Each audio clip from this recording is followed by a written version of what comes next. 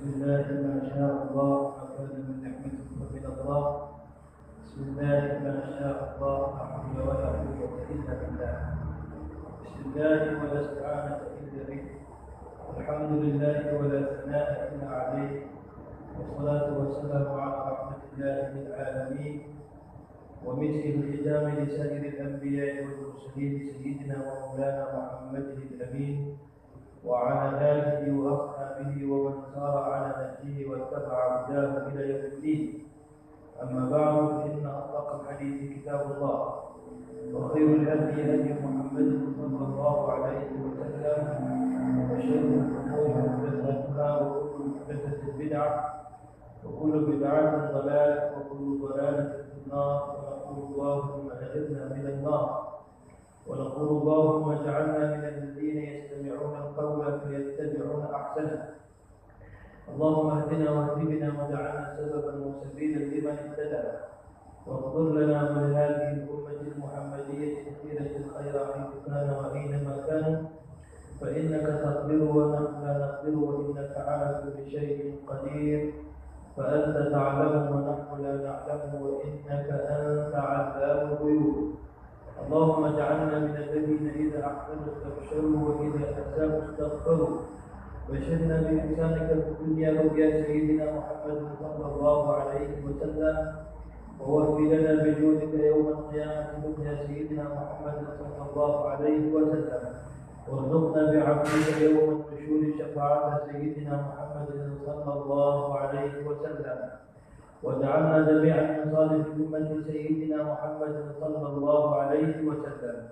وصل اللهم يا ربنا صلاة جلال وسلم سلام جمال على حضرة حبيبك سيدنا محمد واغشر اللهم بنورك كما غشيته سحابة التجليات فنظر إلى وجهك الكريم.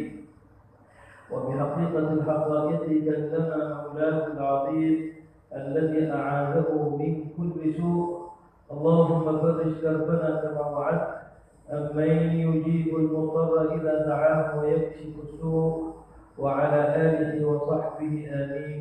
اللهم آمين يا كريم. Alhamdulillah kita mensyukur kepada Allah Subhanahu wa taala dan diberi kekurniaan hidayah dan taufik kepada Allah. Pada malam ini lagi sekali Allah Subhanahu wa taala bertemu kita dalam majlis ini. Mudah-mudahan seperti pada biasa dan selamanya kita bermohon kepada Allah Subhanahu wa taala agar Allah limpahkan untuk kita keberkatan, rahmat, ketenangan, petunjuk, taufik, diberikan kekuatan untuk kita kekal di atas segala istiqamah, taati dan melaksanakan segala perintah-perintahnya. Mudah-mudahan dengan perkataan yang Allah limpahkan itu menjadikan kita daripada kalangan hamba-hamba yang sentiasa bermohon ampun kepada Allah, menyesali dengan apa yang kita lakukan daripada perkara-perkara yang dicegah oleh Allah dan diberikan kekuatan untuk kembali ke pasar jalan, membetulkan kesilapan selama mana ada peluang di atas muka dunia ini sebelum daripada mati yang semua kita maklumi. Mati itu akan memutuskan segala apa yang peluang untuk kita mendapat kelebihan selama hidup di atas muka dunia.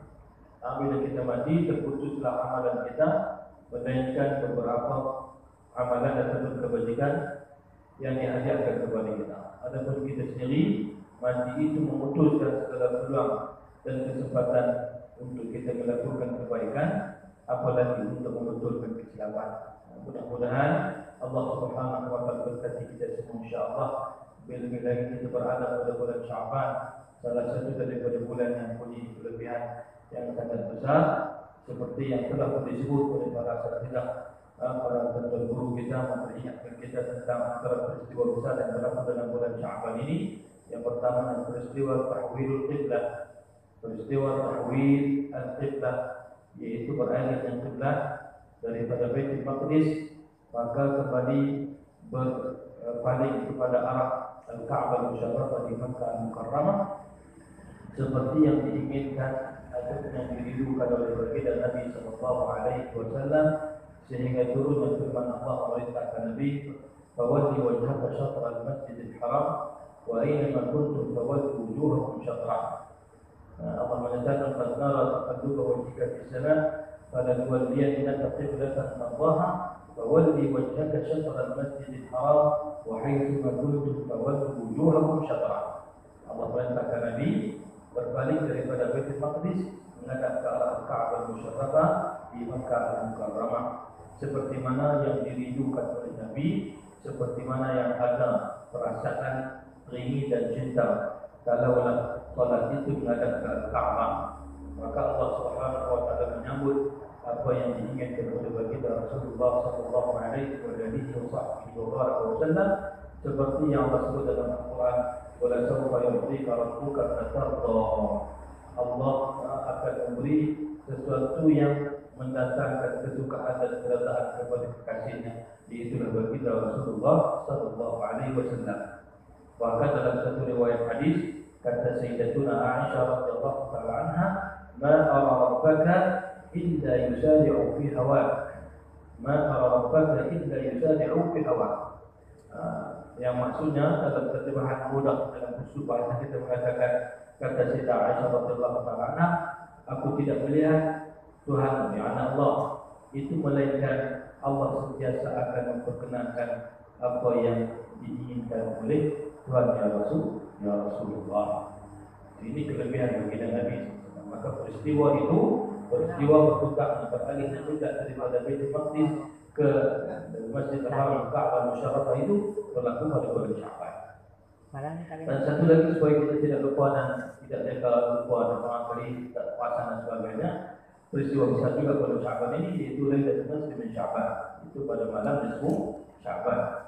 Yang ada itu bilang lihat insya-Allah, maka malam nisfu Sya'ban ini warid beberapa riwayat yang menceritakan tentang kelebihan akan dinamakan nisfu Sya'ban itu dengan nama yang berbagai, dinamakan Lailatul Ijabah, malam diperkenankan doa, dinamakan juga Lailatul Istighfar, malam itu malam yang Allah Subhanahu wa taala terima segala permohonan pengampunan yang dimohon oleh hamba-hambanya. Waktu lain pun Allah terima doa, waktu lain pun Allah terima pengampunan hamba. Tetapi pada malam nisfu Sya'ban ini diberikan kelebihan yang khusus, dinamakan juga sebagai Lailatul Eid Malaikah, malam raya bagi silat para malaikat, dan beberapa nama yang lain. Maka seperti yang kita sebut sebelum ini, ta'addudul asma'i yadullu ala syarafil musamma. Banyaknya nama itu, banyak atau berbilang-bilang nama itu menunjukkan atas kelebihan tuan nama tersebut. Jadi oleh kerana malam nisfu Sya'ban ini malam yang sangat penuhi dengan keberkatan, istijabah doa, maka lipat ganda dalam amalan seperti mana biasa insya-Allah. Biasa tempat kita berisikan 3 kali. Apa nak baca 3 kali sila, nak baca sekali sila, 2 kali sila, 5, 6, 7, 8 kali sila. Tapi yang menjadi amalan kita minat tawassul, satu barangkali sikit sangat, sama macam malam lain yang kita baca. Maka yang sederhana, ulama susun 3 kali. Siapa nak baca daripada itu sila, nak khatam satu Quran pun sila, lagi-lagi besar fadilahnya insya-Allah. Jadi tidak ada masalah. Adapun mereka yang tak bersetuju dengan amalan tersebut dengan alasan-alasan mengatakan ini bid'ah, tidak sabit amalan dari Rasulullah sallallahu alaihi wasallam atau para sahabat, kita katakan apa yang mereka katakan itu atau dalil mereka itu untuk mereka. Dan pihak menjadi amalan kita seperti yang ditahqiq ataupun diberikan panduan dan taujih oleh para ulama, ia tidaklah perkara yang membawa kepada kesilapan ataupun salah yang menjangkai syariat. Dia tidak wajib, tak boleh kita kata wajib, tetapi nak baca tidak menjadi satu kesilapan. Bahkan termasuk daripada umum hadis yang menggalakkan kita untuk melipat gandakan amalan pada bulan Ramadan. Baca yang pertama dengan niat satunya, yang kedua dengan niat, yang ketiga dengan niat, itu tidak masalah. Karena niat itu adalah sebahagian daripada doa, baca yasin, sebahagian daripada tawassul dengan ayat Al-Quran dan tawassul dengan amal saleh. Jadi semua itu sabit pada dasar dan prinsip agama, tidak ada perkara yang menyanggahi agama. Yang tak membaca lakum dinukum waliyadin. Pasal sekali ayat kan? Ayat itu Allah baca ke orang musyrikin. Nah, abang kata yang tak mau baca, anta wa sya'nak lah, maksudnya ikut juga kamu. Tapi kita Jadi Allah Alam. Kalau boleh jangan tinggal lah. Siapa yang cepat mengandalkan salat tasbih dan sebagainya silakan. Yang nak beristighfar 1000 kali silakan. Yang nak baca surah Al-Ikhlas 1000 kali silakan. Yang nak berselawat 1000 kali silakan. Apa saja amalan kebajikan itu tidak ternafi akan kelebihan-kelebihan yang dijanjikan oleh Allah Subhanahu wa taala. Bahkan jangan lupa perbanyakkan kita berdoa pada malam nisfu Sya'ban, kerana itu termasuk daripada malam yang dikatakan Lailatul Ijabah, malam yang diterima doa permohonan hamba-hambanya. Jadi banyakkan doa. Banyakkan doa. Nabi sebut dalam satu hadis, "Ma da'a muslimun, ma min muslimin da'a bi da'watin laisa fiha ithmun wala qati'atu rahmin." Tidak ada seorang muslim yang berdoa yang tidak ada pada doa tersebut keburukan, dosa, kejahatan ataupun memutuskan hubungan silaturahim. Yakni doa yang baik, melainkan Allah akan tunaikan kepadanya satu antara tiga. Sama ada imma an yu'ajjila lahu bi da'wati, sama ada Allah Taala akan berkenankan apa yang diminta Allah makbulkan, ataupun an yadkhira laha fil akhirah, an yadkhiraha lahu fil akhirah, ataupun Allah tangguhkan doa itu nanti akan dipunyai ke akhirat, ataupun Allah akan ganti dengan sesuatu yang lebih baik, dengan Allah tidak akan daripada keburukan. Jadi jangan lepaskan pada malam Sya'ban tersebut, sama juga pada malam-malam yang lain, bulan Sya'ban dan lagi bulan Ramadan yang lebih hebat yang Allah Subhanahu wa taala janjikan. Mudah-mudahan memberi taufik kepada kita semua, insya-Allah. Baik. Sementara kita masuk ke dalam dosa, kita berada di dalam dua tempat ini, yaitu kita membaca kitab Ustaz Al-Abidi yang telah dikarang oleh Imam An-Nawawi radhiyallahu ta'ala anhu, wa nafa'ana Allah bi'ulumihi wa bi asrarihi wa bi anwarihi wa bi dzikrihi amin. Dan naskah kita ini adalah naskah yang telah terjemah oleh guru kita Syekhina Al-Fadhil Ustaz Ahmad Hamid Jundal hafizahullah min kulli su' wa 'afahu min kulli makruh wa saddadahu wa mata'ahu bisihhah wa nafa'ana Allah bi'ulumihi wa bi asrarihi wa bi anwarihi wa bi dzikrihi amin. Kita sama malam insya-Allah kita bersuka habis di kesurat ke-158 dari buku atau kitab yang bercetak Jawi. Ada penghuni barangkali berubah sikit dengan muka surat. Tapi lanjut daripada apa yang kita baca pada hari itu berkenaan dengan karamat uliyah, yaitu karamat para wali. Yang terakhir hari itu pembicaraan berbahasa tentang golongan Mu'tazilah yang menolak atau mengingkari karamah para wali-wali Allah. Dan sudah pun kita baca jawapan yang diberikan oleh para ulama ahli sunnah wal jamaah. Kita sambung hari ini ke surat 158 seperti yang saya katakan tadi pada awal pembukaan di atas itu, katanya dan ada pula di kalangan ahli sunnah yang berkata bahawa apa jua mukjizat yang telah sabit bagi seseorang rasul, maka hal yang sama tidak boleh menjadi karamah ataupun karamah bagi seseorang wali. Hari itu kita sebut suatu perkara yang harus pada mukjizat itu harus berlaku pada karamah. Jadi kalau benar hal yang berlaku pada karamah, boleh juga perkara yang sama berlaku kepada para wali. Cuma bezanya mukjizat itu berlaku kepada seseorang yang mengaku beliau itu berbagi dan merupakan rasul yang diutuskan oleh Allah Subhanahu wa taala. Sementara bagi seorang wali, karamah yang berlaku walaupun dalam bentuk yang sama, perkara yang sama, beliau tidak berlaku menjadi rasul. Jadi prinsip yang kita baca hari itu sesuatu yang harus pada mukjizat, maka harus juga berlaku perkara yang sama pada cara karamah. Tetapi ada pula di kalangan ahli sunnah, yang ada sebahagian pendapat daripada ahli sunnah berarti ibarat ini, ayat ini menunjukkan bahawa ada khilaf atau ada perbezaan pendapat hatta di kalangan ahli sunnah wal jamaah. Ada yang mengatakan perkara yang harus pada mukjizat harus juga berlaku pada karamah. Tapi pada malam ini didapatkan dan ada pula di kalangan ahli sunnah, yakni sebahagian yang lain daripada ahli sunnah yang mengatakan berkata bahawa apa jua mukjizat yang telah sabit bagi seorang rasul, mukjizat perkara-perkara yang menjadi adat yang Allah kurniakan kepada para rasul, membenarkan dakwaan mereka merupakan rasul dan diutuskan oleh Allah. Jadi mana-mana mukjizat perkara-perkara yang berlaku pada mukjizat yang sabit yang bagi seorang rasul, maka hal yang sama tidak boleh menjadi karamah.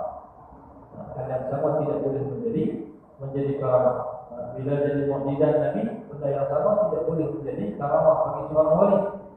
Maka tidak akan terjadi karamah di dalam bentuk belahnya laut atau tongkat yang boleh menjadi bulat, kerana yang demikian itu telah sabit sebagai mukjizat Nabi Musa alaihissalam.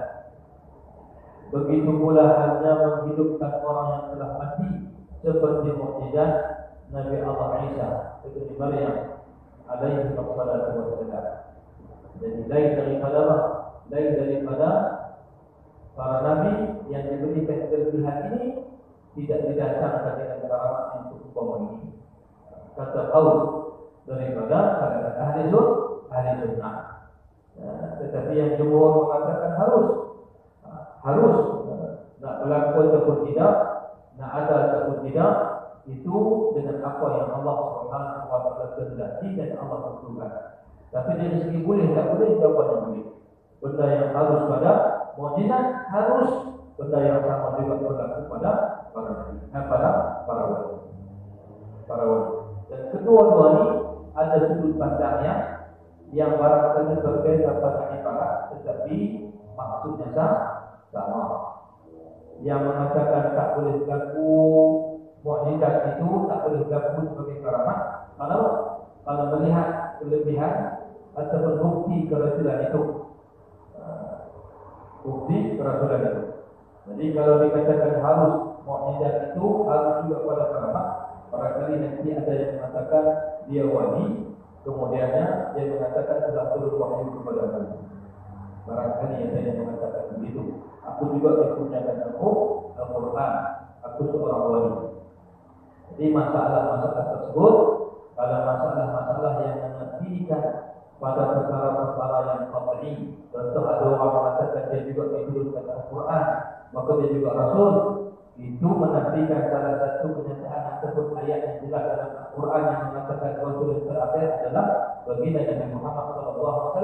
Maka secara Rasul baginda tertolak. Jadi setiap pandangan yang mengatakan harus mana boleh jadi, tak pasti berlaku, tapi boleh berlaku pada karamah. Itu ada alasan dan juga hujahnya. Yang mengatakan perkara yang sabit mukjizat tak boleh berlaku pada karamah, juga ada hujah. Dan kedua pendapat ini adalah pendapat daripada kalangan ahli sunnah wal jamaah. Dan mengikut pendapat Imam Al-Haramain dan Imam Al-Juwayni radhiyallahu ta'ala anhu, pendapat yang ketiga ini juga tidak benar. Pendapat yang mengatakan perkara yang boleh berlaku pada mukjizat, maka tak boleh berlaku pada karamah. Maka kata Imam Al-Haramain radhiyallahu anhu, pendapat yang ketiga ini juga tidak benar. Kerana pendapat ahli sunnah yang sebenar ialah bahawa boleh berlakunya perkara-perkara yang menyalahi adat sebagai menjawab apa juga cabaran orang yang mengingkari karamah. Ini pendapat. Jadi dalam pendapat ini kita orang awam ini bila berhadapan dengan masalah yang ada berbagai pendapat, dan kita pula tak ada cukup lengkap, kita teliti dan kita tahqiq, apalagi mengenal pasti pendapat tersebut, maka jalan yang paling selamat adalah berpegang dengan apa yang telah dipilih oleh para ulama. Cuma dalam kitab ini seperti diterjemahkan pernyataan Imam Nawawi, itu diberikan apa? Diberikan perbahasan dalam bentuk ilmiah. Ataupun untuk kita berpegang, maka kita orang awam ini elakkan diri daripada bergulung dengan masalah-masalah khilaf, ikut seperti mana yang dipatu, sama ada yang diketuakan ataupun pendapat yang sudah dipilih oleh para ulama. Tapi kalau orang yang mengaji, menekuni dan sebagainya, maka dia akan berhenti setiap dalil ataupun berhenti setiap daripada pendapat tersebut untuk memilih pendapatnya yang kuat bagi dia. Kita yang tidak ada pelengkapan hukum dengan wujud dan ada bergelumang dalam masalah khilaf, pertama terkutnya dilaku menyebabkan kadang-kadang kita tersalah dan salah kita orang awam, kita katakan salah yang tidak awam, salah yang tidak ada, kita kata salah yang terlalu atau salah yang menyalahi daripada jalanan yang sebenar. Para ulama berijtihad, ada salah ada betul, tak apa, mereka berijtihad itu kelayakan. Tapi kita kata kelayakan, kemudian kita berijtihad ikut juga, itu merupakan kesilapan yang tak dimaafkan. Jadi suatu jangan berjul dalam masalah khilaf ini. Itu para ulama tidak mendedahkan perkara-perkara khilaf ini kepada semua. Kalau boleh menyimpulkan berbeza. Tetapi dalam kitab ini dinyatakan sebagai satu perbahasan. Sebagai satu perbahasan. Dan ada Imam An-Nawawi ketika mengarang kitab ini barangkali sesuai dengan zaman ketika mana beliau mengarang kitab. Barangkali Allah Ta'ala kalau Imam An-Nawawi ada tempat kita mencoba di guru kita pada Isra ni, bahawa ketika belajar pun Imam Nawawi tidak akan menjuruskan perbahasan-perbahasan yang detail ataupun yang halus ketika mana berhadapan dengan orang awam. Kerana itu prinsip dan disiplin umum yang dipahami oleh semua para ulama. Masalah-masalah yang khilafiyah, masalah-masalah yang disebut daqaiqul umur, perkara yang halus-halus yang memerlukan kepada penelitian dan memerlukan kepada kelengkap yang atas, itu bukan semua orang memiliki. Jadi jangan sama, kita ikutlah apa yang telah dipilih oleh para ulama. Salah satu yang dipilih oleh Al-Imam Al-Haramain mengatakan apa tadi? Ada mengatakan bahawa boleh berlakunya perkara-perkara yang menyalahi adat sebagai menjawab apabila cabaran orang yang dikira. Maknanya perkara yang harus pada mukjizat itu boleh juga yang berlaku pada mukjizat, boleh juga berlaku pada karamah. Cuma beza yang mukjizat untuk Rasul, karamah itu untuk para wali Allah yang tidak berlaku menjadi Rasul. Dan berkata Al-Imam Al-Haramain radhiyallahu anhu lagi, dan adapun perbezaan antara mukjizat dan karamah itu, maka kedua-duanya tidak berbeza pada mungkin yang terjadi. Tak berbeza pada mungkin terjadinya. Makna apa yang berlaku pada mukjizat, benda yang sama boleh juga berlaku pada karamah. Seperti kita katakan tadi, yang beza ialah berlaku itu pada siapa? Berlaku pada Rasul diberi mukjizat, berlaku pada wali itu diberi karamah, walaupun perkara dan rupa bentuk yang sama. Kecuali kita kata tidak ada beza. Kedua-duanya tidak berbeza pada mungkin terjadi. Makna kedua-dua boleh berlaku. Boleh berlaku pada wali, boleh berlaku pada Nabi dan Rasul. Tetapi hanya berbeza bahawa mukjizat itu terjadi kerana membuktikan takwaan kerasulan, dan karamah itu terjadi di bawah daripada takwaan kerasulan. Kerana seperti yang termaklum bahawa telah berlaku beberapa perkara yang gaib yang mengiringi kelahiran Rasulullah sallallahu alaihi wa sahbihi wa sallam yang tidak dapat diingkari oleh setiap orang Islam, sedangkan perkara-perkara itu terjadi sebelum Rasulullah sallallahu alaihi wasallam mendakwa menjadi Rasulullah. Mana nanti tak jadi Rasulullah baginda tak dilantik lagi, tak dibangkitkan menjadi Rasul. Nabi diutus menjadi Rasul ketika mana berusia 40 tahun. Tetapi kelebihan dan perkara-perkara ganjil saat awal daripada kelahiran Nabi Rasulullah sallallahu alaihi wasallam banyak orang. Antaranya diriwayatkan Nabi ketika mana diberangkat dilahirkan, Nabi mencatat Nabi Husni, lalu Nabi mengucapkan Dan Nabi mengatakan alhamdulillah, lalu disambut oleh malaikat dengan rahmat Allah. Sebagai riwayat Nabi mengucapkan Allahu Akbar kabira walhamdulillah kabira wa subhanallahi bukratan wa asila. Walaupun masih lagi kecil, kata-kata kecil, baik kecil, tetapi boleh menunturkan perkara tersebut. Ini sebahagian daripada perkara-perkara yang mencari adat. Dan bercakap masa kecil ini bukan hanya berlaku kepada Nabi SAW, tetapi juga berlaku kepada orang yang lain. Berlaku kepada Nabi Allah Yahya, Nabi Allah Isa, berlaku kepada Nabi Allah Ibrahim, berlaku kepada Sayyidah Maryam, berlaku kepada seorang bayi kecil yang membebaskan durai dari sebuah hati zina, kan? Durai yang masyhur itu berzina bila orang perempuan yang bernama sudah anak. Lalu ditanya Abu Bayyahulah, siapa bapa kamu? Boleh budak si, budak si, bayi si, budak semenjak Ar-Ra'i, iaitu pokoknya yang menyebabkan perempuan yang mengandung adalah gembala kami itu, bukan durai. Jadi budak itu bercakap, sedangkan budak itu bukan Nabi. Bahkan Nabi masalah ketika Nabi bercakap waktu kecil pun belum lagi menjadi Nabi Rasul. Ada 10 orang budak kecil termasuk bayi kecil yang bercakap ketika mana Nabi kecil, antara yang bagi Nabi SAW, Nabi Allah Yahya, Nabi Allah Isa, Nabi Allah Ibrahim, Sayyidah Maryam, Ibn Imran, kemudian budak kecil dan durai itu. Kemudian kanak-kanak yang menjadi saksi membebaskan Nabi Yusuf daripada tuduhan bila Nabi Yusuf dituduh melakukan perkara yang tidak baik dan kemeraan haji, maka ditangkap. Kemudian ditanya juga soal budak bersuara mengatakan kalau baju Nabi Yusuf berkoyak daripada depan maka dia bersalah. Tapi kalau baju Nabi Yusuf berkoyak daripada belakang maka yang bersalahnya adalah perempuan tersebut yang dikatakan namanya Zulaikha.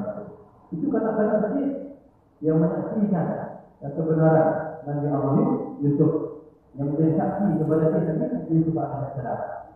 Begitu juga seorang budak kecil ketika mana ibunya nak diletak masuk dalam kawah api dalam paling api dari peristiwa Ashabul Ukhdud, juga mengucap bercakap kepada kecil. Ini perkara yang mencari adat luar biasa, mengatakan ya ummah isbiri fa innaki al haq. Wahai ibu, bersabarlah, sesungguhnya ibu berada di ayat yang benar. Dan terasa hal itu diriwayatkan oleh Imam Muslim dalam kitab Sahih. Begitu juga terasa kepada bayi kepada ataupun anak kepada Sayyidina Masyifah. Masyifah itu binti Fir'aun, iaitu tukang pijat kepada anak Fir'aun yang juga dihukum dicampur atau dalam kawah yang berisi air ataupun minyak panas. Budak kecil itu ketika mana Masyifah manusia maka bukan ragu-ragu untuk dimasukkan kepada anak kecil dia akan menyepak masuk dalam itu. Budak kecil mengatakan isinya ummah sendiri keindah adalah wahai ibu bersama tersebutlah sesungguhnya ibu berada di atas jalan yang benar. Termasuk yang ke-10 seorang anak kecil bayi kecil yang baru dilahirkan dibawa oleh ibunya datang bertemu dengan Nabi Sallallahu Alaihi Wasallam. Lalu Nabi tanya siapa aku? Budak bayi kecil itu bercakap anta Rasulullah. Budak kecil itu mengaku Nabi itu Rasulullah. Bagaimana mungkin budak kecil yang suku siapa itu bercakap? Itu Nabi Rasulullah berseri-seri dan bercahaya. Wajah Nabi SAW karena gembira melihat penyaksian daripada seorang bayi yang baru dilahirkan itu menyaksikan kepada Nabi. Lalu bagi Nabi Sallallahu Alaihi Wasallam berikan nama bayi tersebut dengan Al-Mubarak. Ini yang disebutkan oleh para ulama dalam syair ataupun dihimpun nama-nama tersebut. Takallama fil mahdi Nabi Muhammadun wa Yahya wa Isa wal Khalil wa Maryam wa mukhrij Quraish thumma shahid Yusuf wa tiflun min ukhdud yazid muslim wa mashiqatun fi ahdi Fir'aun tilkuha wa fi ahdi wa fi zaman hadhihi mubarak yuhtam. Ada 10 Nabi Muhammad sallallahu alaihi wasallam wa Yahya wa Isa wal Khalil Jabal Khalil wa Maryam dan Maryam. Kemudian wa mukhrij Quraish orang kanak-kanak yang membebaskan diri daripada seorang zina wa syahid thumma syahid Yusuf. Kemudian kanak-kanak yang menyaksikan kebenaran Nabi Allah Yusuf alaihi salam alaihi wa ala nabiyina sallallahu alaihi wasallam. Wafidul diri khudu'i dari muslim, dan seorang sangat kecil pada peristiwa Abu Bakar. Wa masyidahun di ahli Fir'aun, masyidah juga kamu Fir'aun pada zaman Fir'aun. Fidluha, yang anak kepada masyidah wa fi zamanin hadi, dan pada zaman baginda Rasulullah dan hadi Rasulullah al-Mubarak, anak-anak bayi kecil yang dinamakan al-Mubarak yang menyaksikan keberhasilan Nabi. Yang kamu itu meletakkan atau beruntuk kepada 10 orang yang membaca ketika mana Mesir. Takallama fil mahdi Nabi Muhammad wa Yahya wa Isa wal Khalil wa Maryam wa mukhrij Jurayj thumma shahid Yusuf wa qibl lidhi quduri yarwihi muslim wa ma shitatu bint Fir'aun wa ma shitatu fi ahdi Fir'aun mithluha wa fi zaman al-hadi al-mubarak yusuf. Jadi benar-benar itu berlaku wajib. Maka satu kata al-imam al-Juwayni sebenarnya Imam Al-Haramain mengatakan dari segi keharusan kebolehjadian itu boleh benar berlaku pada Madinah, boleh juga berlaku pada Karamah. Cuma bedanya ialah kalau berlaku kepada seorang yang mengaku Rasul itu dari Madinah. Yang berlaku kepada seorang yang dikira sebagai wali itu dari Karamah. Nah, kerana seperti yang termaklum bahawa telah berlaku beberapa perkara yang jadi yang mengiringi kelahiran Rasulullah Sallallahu Alaihi Wasallam yang tidak dapat diingkari oleh setiap orang Islam. Hanya kalau kita baca dalam kisah Nawawi dan Nabawi, jadi padamnya api yang disebut oleh orang-orang pasti kan, yang api itu taklah kepada semenjak 1000 tahun pada malam keputraan baginda Nabi Sallallahu Alaihi Wasallam api itu terpadam. Dan banyak lagi perkara-perkara ajaib yang Allah Subhanahu wa taala takdirkan berlaku, memuliakan atau memberikan isyarat, bahkan daripada jahafah, bahkan daripada tanda-tanda bakal diganti sebagai seorang rasul yang berlaku kepada Nabi SAW, walaupun waktu itu belum lagi Nabi diganti menjadi rasul. Jadi benar itu bukan secara mukjizat karena belum lagi Nabi mendakwah menjadi rasul. Sedangkan perkara-perkara itu terjadi sebelum Rasulullah SAW mendakwah menjadi Rasulullah. Maka perkara-perkara yang tidak didahului oleh dakwaan kerasulan ini adalah merupakan satu karamah saja. Benda-benda ajaib yang menjadi ada luar biasa berlaku kepada seseorang yang baik, yang saleh dan bertakwa. Bagaimana? Dan bertakwa pada Allah, orang saleh dan tak mengaku Rasul, maka itu dikira sebagai karamah. Jadi kembali kepada kaidah asal yang mengatakan majazah bil mu'jizati ya dari karamah. Perkara yang harus berlaku pada mukjizat harus berlaku kepada karamah. Perkara itu perkara. Tapi kalau berlaku dekat seorang yang mengaku jadi Rasul, itu lebih mu'jizat. Kalau berlaku kepada seseorang yang tidak mengaku Rasul, seperti kata orang salihin dan seperti mereka yang bertakwa, orang-orang salih, itu lebih karamah. Tetapi seandainya ada yang tidak setuju dengan perkataan ini, lalu dia mengatakan bahawa perkara ganjil yang mengiringi kelahiran Rasulullah SAW mesti dikatakan mukjizat, maka yang demikian itu merupakan satu kejahilan. Kerana kalau kita perhatikan perkara-perkara ganjil yang diberikan oleh Allah Subhanahu wa taala kepada seseorang rasul sebelum dia mengaku menjadi Rasulullah, maka perkara-perkara itu tidak disertakan dengan pengakuan kerasulan dan tidak berlaku kerana menjawab cabaran sesiapa. Jadi Al-Imam Al-Haramain mendasarkan satu hujjah yang dikatakan dan beliau menolak hujjah tersebut dengan apa?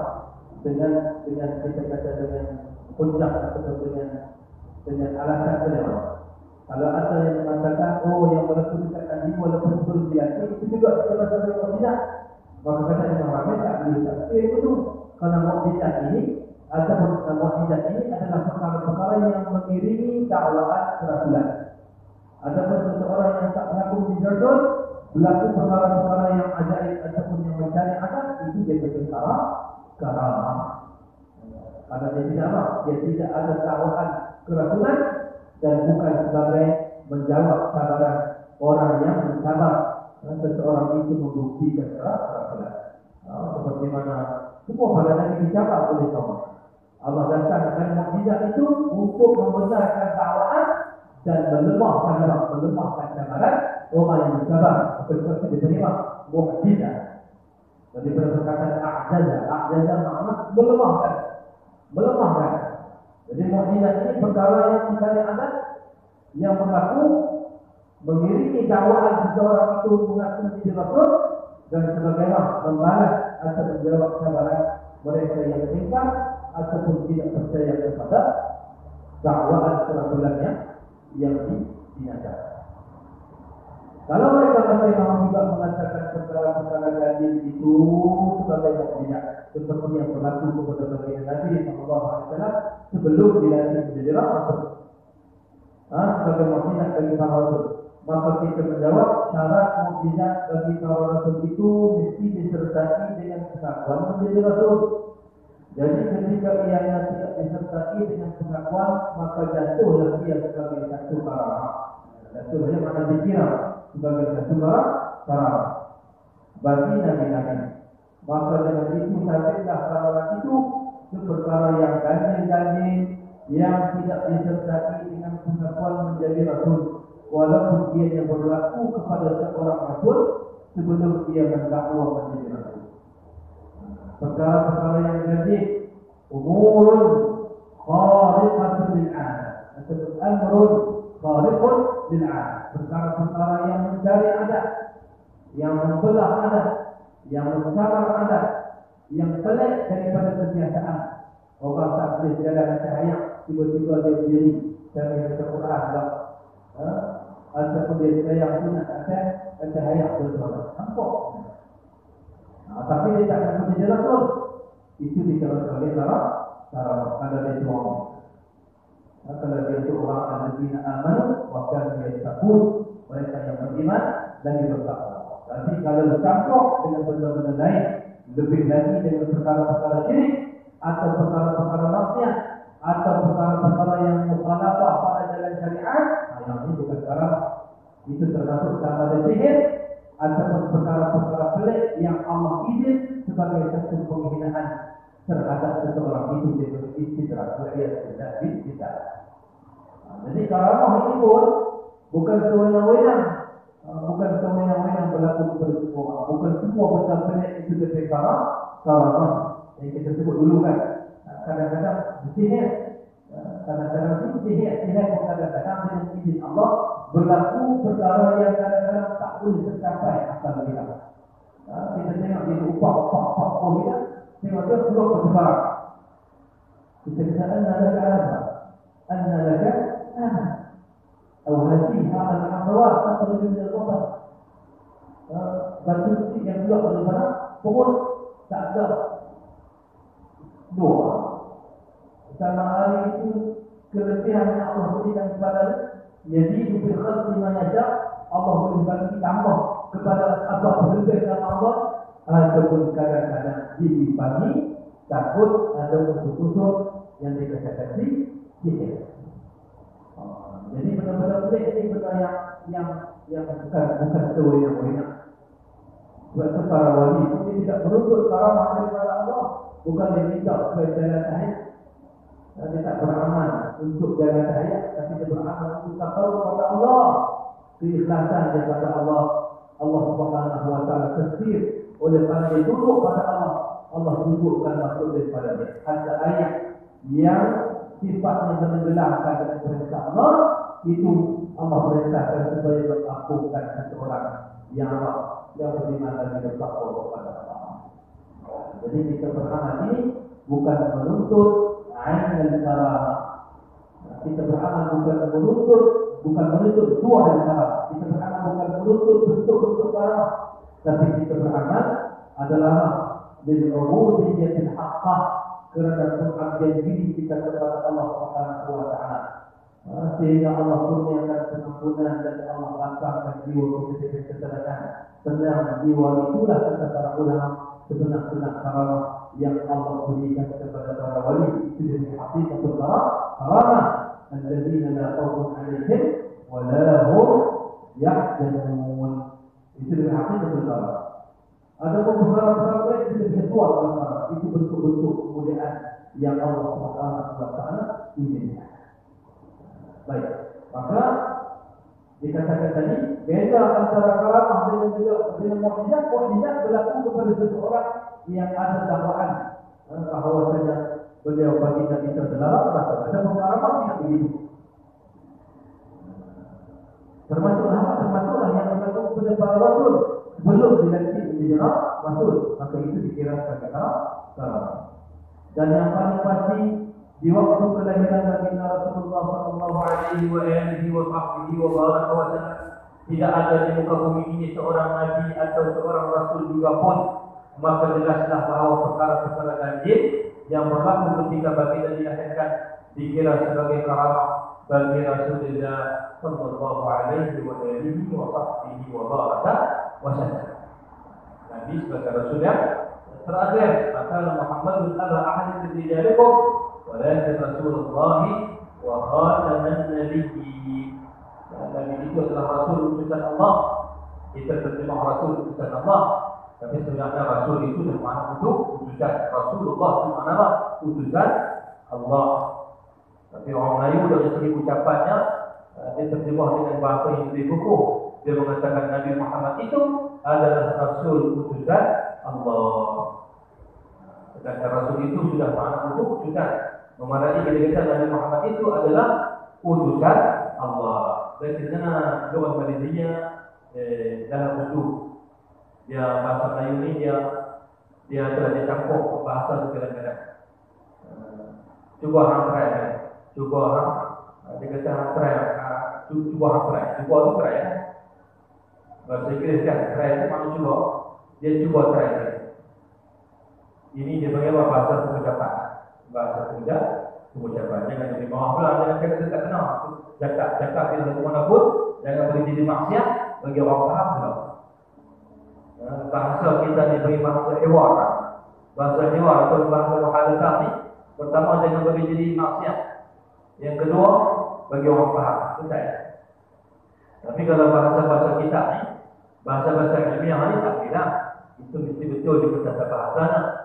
Kalau kesilapan pada lafaz itu boleh membawa perubahan pada makna atau kepada dia punya dalalah seperti dilalatnya menyebabkan nanti lari maknanya. Jadi bahasa nak cakap. Sebab itu nak cakap ni bahasa Arab pun kalau kita tengok bahasa-bahasa yang kita kata bahasa-bahasa perkataan ini berbilang-bilang dia punya lahjatnya. Orang Mesir dengan lahjat Basriyah. Kalau kita Saudiyah dengan lahjatnya, Sudan dengan lahjatnya, tidak dengan lahjatnya. Tak apalah itu bahasa tutup-tutupan. Tetapi untuk menjaga keaslian bahasa itu kembali kepada luar yang asal. Bahasa Arab yang paling baik itu mengikut apa? Mengikut lughah yang Quraisy, lughah tubuh Quraisy. Sebab itu ketika mana berlaku khilaf para sahabat yang dilantik untuk menjadi panel, ketika mana kembali menulis kembali Al-Quran dihimpunkan itu, kalau ada khilaf bahasa maka dirujuk kepada bahasa yang digunakan oleh orang Quraisy. Kerana itu bahasa yang paling fasih. Rasulullah sallallahu alaihi wasallam Quraisy. Bahkan Nabi sallallahu itu adalah daripada suku Quraisy. Baik. Itu tak ada kisah yang ada di kita semua saja panjang ya. Bagi cukup masalah. Jadi dikatakan tadi faham kita malam ini beza kalau ditanya apa beza mukjizat dengan karamah. Kedua-duanya adalah perkara yang mencari adat dan harus berlaku kedua-duanya. Apa yang berlaku pada mukjizat benda yang sama boleh juga berlaku, harus juga berlaku pada mukjizat. Itu dari sudut persamaan. Dari sudut perbezaan, mukjizat ini berlaku kepada seseorang yang mendakwa kerasulan, mengaku bahawasanya baginda rasul, dia rasul. Sementara karamah itu tidak berlaku atau berlaku bukan dengan dakwaan kerasulan. Lagi sikit. Dan beliau juga berkata, kata Imam Al-Haramain radhiyallahu anhu, di antara perbezaan mukjizat dan karamat ialah bahawa para anbiya disuruh menampakkan mukjizat mereka. Allah perintahkan Nabi Musa Sulaiman, idrib bi'asaka al-hajar, katuk batu dengan bongkar. katuk dengan tongkat diperintahkan supaya diperlihatkan ketika mana ada cabaran. Orang cabar Nabi itu belah bulan.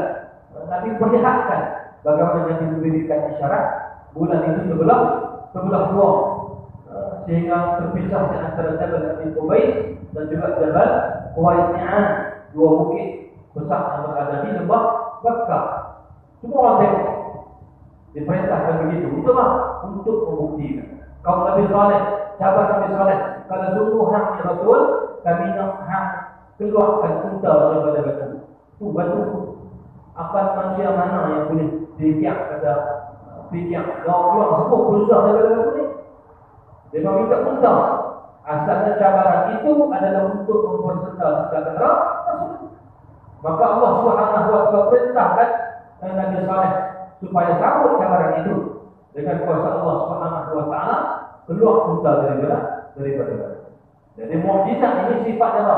Sifat yang menyambut cabaran, membenarkan kerasulan yang didakwa oleh para rasul alaihi ajma'in wa ala nabiyina sallallahu alaihi wasallam. Di antara perbezaan mukjizat dan karamat ialah bahawa para anbiya ini adalah para nabi, kata jamak daripada nabi ataupun nabiun ataupun nabiyun, jamaknya al-anbiya alaihi wasallam, disuruh menampakkan, menunjukkan, menzahirkan mukjizat mereka.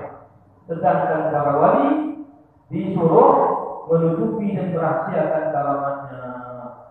Para wali tak tunjuk, kadang-kadang hanya diriwayatkan. Kok dia nak buat pertandingan hari ini, maka mana hari ini saya nak tunjuk saya juga karamat berjalan ayat. Kalau ada orang buat begitu, barangkali yang sikap di wilayah barangkali diragui lah kewaliannya itu. Allah Ta'ala barangkali ada alasan kita tidak tahu. Tapi hadisnya para wali tidak menzahirkan kewaliannya ataupun tidak menunjukkan karamatnya. Para wali betul orang yang tunjuk ke diri ini, itu tanda-tanda awal kata dia pasti belum mencapai maqam kewalian. Kerana yang menzahirkan kemuliaan itu Allah. Man tawadha'a lillah rafa'a. Orang yang tawadhu kerana Allah angkat kedudukannya. Orang yang sembunyikan kelebihan daripada puji-pujian manusia, hatinya beramal hanya terikat kemesraannya dengan Allah, keikhlasannya pada Allah Subhanahu wa taala. Allah akan apa? Allah akan campurkan rasa kasih manusia kepada dia. Tapi bukan dia yang tunjuk, bukan dia menuntut kasih manusia, tidak. Tetapi Allah yang kurniakan kasih manusia itu sebagai kemuliaan daripada Allah. Pun kita sebut dulu hadisnya, ketika mana Allah panggil malaikat Jibril mengatakan, wahai Jibril, aku sayang pada hamba-Mu yang seorang ini, pasti dia hamba yang beriman dan bertakwa sungguh-sungguh padaku. Hendaklah engkau juga kasih kepada dia. Jibril pun panggil semua malaikat di langit. Jibril kata, Allah beritahu dekat aku, Allah sayang pada seseorang ini, apa juga mesti sayang pada dia. Kemudian Allah turunkan rasa kasih dan cinta itu ke dalam hati orang yang beriman dan yang bertakwa, para salihin, supaya kasih kepada orang-orang saleh. Bahkan kadang-kadang orang yang fasik pun kadang-kadang Allah hentik juga hatinya supaya rasa malu, rasa hormat dan rasa kasih kepada orang saleh. Kata orang tak beriman. Ada satu video yang saya tengok dalam YouTube ketika mana Habib Umar Abdullah Masad dan Qutab berada di dua negara, duduk di atas kursi dengan orang, dengan beberapa teman ataupun murid dia barangkali yang teman dalam badan. Tiba-tiba main dua orang yang bukan Islam, main cakap, tegur, dia bertanya apa-apa, dia pun dengan penuh rasa kesal. Daripada mana datang rasa teringin untuk bertegur sapa dan berikan penghormatan kepada Allah? Dengan Allah. Jadi kalau kita jujur dengan Allah, kita tak perlu risau dengan dunia. Siapa-siapa yang mengikat tali ketakwaannya pada Allah, maka Allah Subhanahu wa taala akan taskhirkan dunia ini untuk Allah dan melututi di hadapannya. Tapi orang yang ligat dunia siang dan malam, orang ini dia tidak akan pernah hilang dahaga kepada dunia, dan dia akan mati dalam kesibukkan dunia wal iyad billah من ذلك. اللهم عافنا كلنا من كل سوء. تفضل ربنا جميعا من كل سوء وعافنا من كل مكروه. Mudah-mudahan kita doakan Allah Subhanahu wa taala selamatkan kita daripada perkara-perkara yang tidak elok, perkara-perkara yang tidak baik yang berupa itu. Nah, buat susah, kita tahu kita pun tak boleh mencapai seperti mana orang yang dekat dengan Allah. Tetapi kali ini kita berusaha. Bila kita beramal, ajak diri kita nawaitu Rasulullah, nawaitu Rasulullah, atau nawaitu lillah. Kita niat itu mana sama Allah Subhanahu wa taala. Itu para ulama besar kita dengan pesanan Nabi kan. Setiap kali kita nak buat tauhid mulakan dengan bismillah. Dengan bersabda pun berakhir di ibadah. Dan yuktabu fihi bismillah.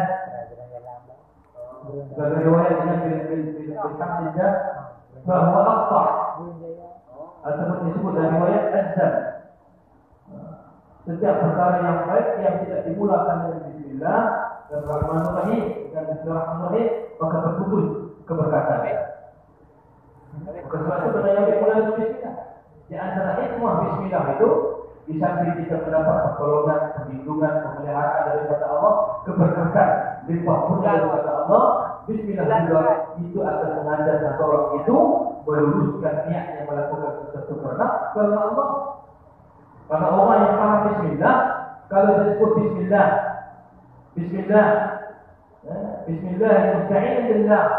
Makna orang baca bismillah ini tidak tolong pada Allah. Bahkan kalau sungguh dia faham tak tolong kepada Allah, tak akan hati terusi dia lakukan sesuatu ini perkara ya. Jadi orang yang sebut bismillah dalam keadaan dia memahami makna bismillah, maka hatinya juga akan lurus kepada Allah Subhanahu wa taala. Dibesar dan banyak hikmah daripada basmalah, daripada Bismillahirrahmanirrahim. Tapi mendapatkan keberkatan, ia juga membantu kita. Karena tabiat kita ni, lidah ni antara hikmahnya adalah untuk membantu hati kita supaya lurus. Maka sebab itu para ulama mengatakan sunnah kita bertalaffuz dengan niat ketika mana kita nak salat, walaupun tidak wajib. Tetapi mustahab at-talaffuz bil niyyah mustahab. Ma hikmatuhu? Apakah hikmah kita berlafaz seperti itu? Liyusra'ida al-lisan wal qalba, supaya kita boleh membantu hati kita untuk meluruskan kita. Maka samalah dengan basmalah. Ketika mana kita dapat benda baik, kita mengatakan Bismillahirrahmanirrahim, bisa kita mendapat pemeliharaan, keberkatan, curah rahmat daripada Allah. Hati kita juga akan diperingatkan supaya meluruskan niat kita hanya kepada Allah Subhanahu wa taala. Maka para wali mereka tidak menzahirkan bahkan mereka menutupi dan merahsiakan karamah, kelebihan-kelebihan yang Allah berikan kepada. Kebanyakan cerita para wali itu diriwayatkan oleh murid-murid mereka ataupun oleh orang-orang yang tergaul dengan mereka. Adapun mereka sendiri tidak pernah menceritakan, apalagi menzahirkan, apalagi menyebut-nyebut apa yang kelebihan yang Allah berikan kepada mereka, kerana bimbang takut diusik oleh riak dan juga ujub. Walaupun sebut kebaikan ini tak salah. Kalau kita sebut tu tahadduts dan ni'mah, dan sebut kerana Allah menzahirkan nikmat Allah. Tetapi kita terdedah kepada apa? Terdedah kepada gangguan-gangguan, was-was, pertikaian ataupun perangkap-perangkap syaitan yang akan menyebabkan kita terbuai dengan cerita-cerita tentang diri sendiri, akhirnya tertimpa dengan ujub, sum'ah dan juga riak dalam keadaan kita tidak Allahu jami'an min kulli su'in. Dan di antara perbezaan pula bahawa Nabi itu mendakwa kenabian dan dapat dipastikan dia sebagai Nabi. Mukjizat yang Allah berikan kepada Nabi itu mereka mengaku menjadi Nabi, dan pasti dengan tanda-tanda mukjizat itu mereka adalah seorang Nabi. Sedangkan wali itu bukan mendakwa kewalian dan tidak dapat dipastikan dengan karamatnya, kerana masih ada kemungkinan keadaan itu berubah di akhir hayat, maka ia dianggap sebagai satu tipuan. Wal'iyadzubillah. Nabi itu takkan seseorang pun Nabi ini hidup Nabi, masa wafat pun Nabi, lepas wafat pun Nabi. Karena rutbatul anbiya la tadul. kedudukan para nabi tidak pernah lenyap. Tidak pernah lenyap. Seorang mati di dunia nabi, maka di akhirat kekal kedudukan sebagai nabi dan rasul. Tetapi kelebihan-kelebihan yang Allah berikan kepada seseorang nampak bahayanya seperti karamah. Barangkali dia tertipu dengan apa? Tertipu dengan perasaannya. Akhirnya barangkali na'udzubillah ketika mana di hujung akhir usia itu, maka dia terkena na'udzubillah. Na'udzubillah.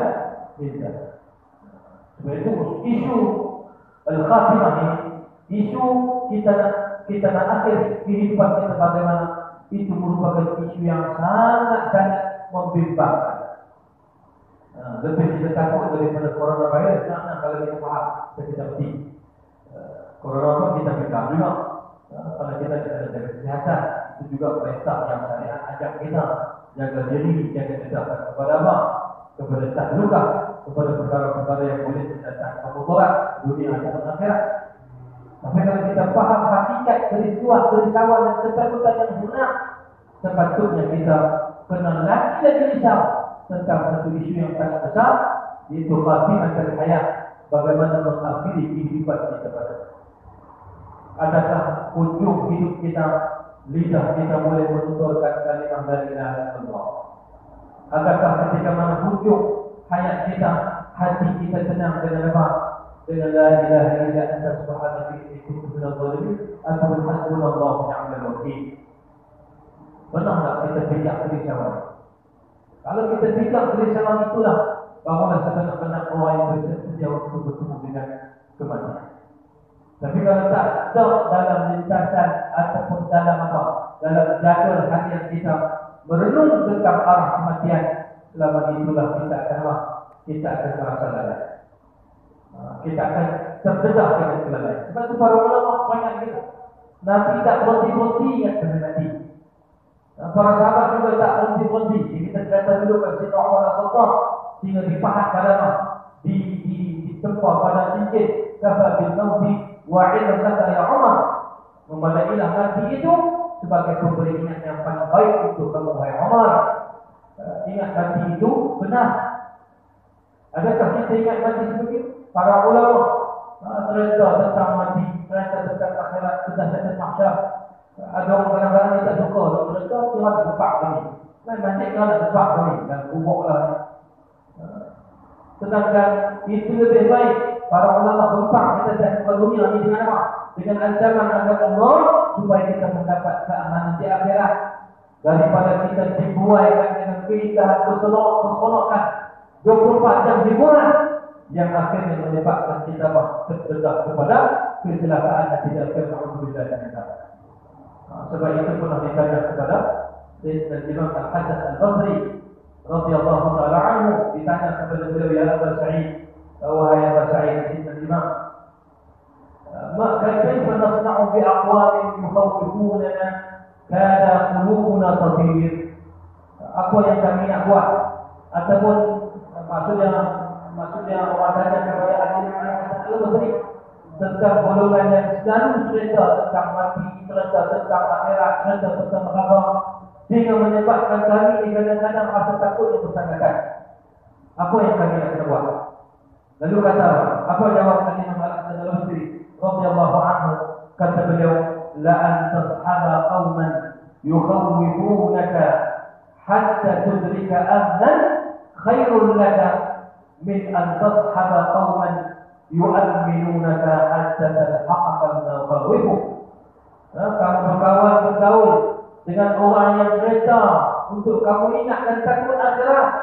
Para ulama, orang salihin, orang yang ingat mati, dokter tentang mati, itu lebih baik daripada kamu bergaul dengan kumpulan manusia yang hanya menceritakan keseronokan, mengamankan kamu daripada ketakutan. Akhirnya kamu akan bertemu dengan ketakutan yang sebenar pada hari kembali kepada Allah Subhanahu wa ta'ala. Jadi khatimah al-hayat, penghujung kehidupan, itu merupakan satu perkara yang sangat penting dalam kehidupan kita. Kita tak mau lidah dan hati kita berganjak daripada tali penyaksian pegangan kalimah tauhid la ilaha illallah.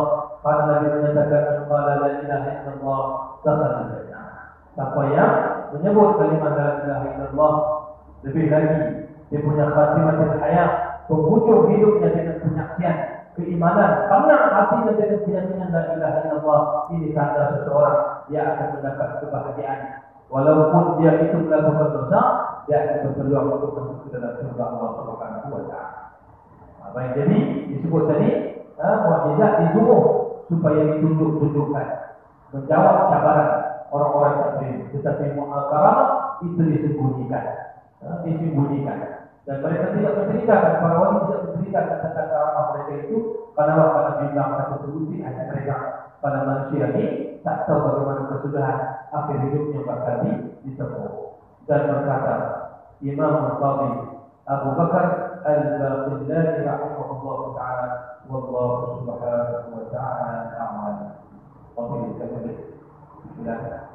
Nanti bersama pula pada kesempatan kita yang akan datang. Ramadan. Setelah Ramadan insyaAllah kita akan kembali kita ini. Ada kita belum ada insyaAllah panjang umur, sihat tubuh badan, lapang mata, tak terhalang dengan apa-apa insyaAllah.